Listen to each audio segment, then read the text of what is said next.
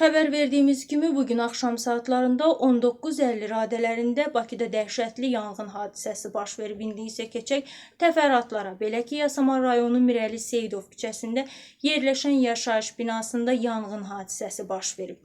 Təbibdən verilən məlumata görə əraziyə 18 təcili tibbi yardım briqadası cəlb olunub.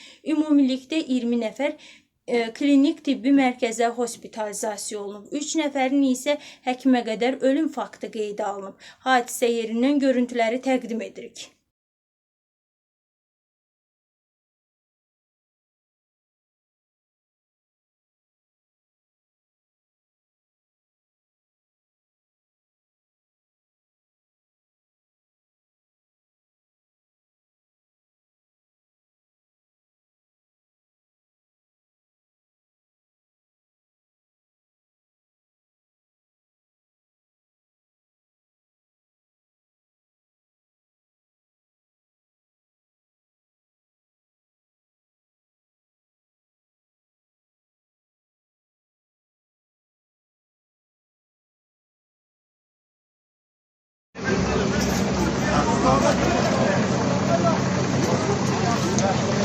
Polis əməkdaşlarından da hadisə yerində qalıb yerləşənlər oldu.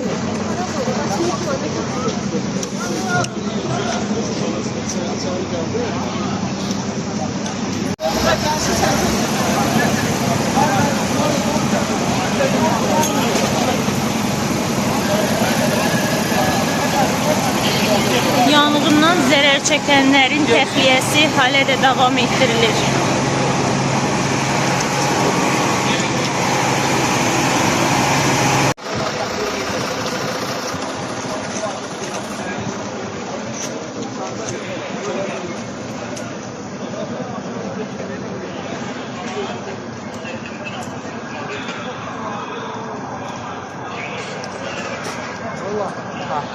Bir dənə sizləri çəkməyeyim mən.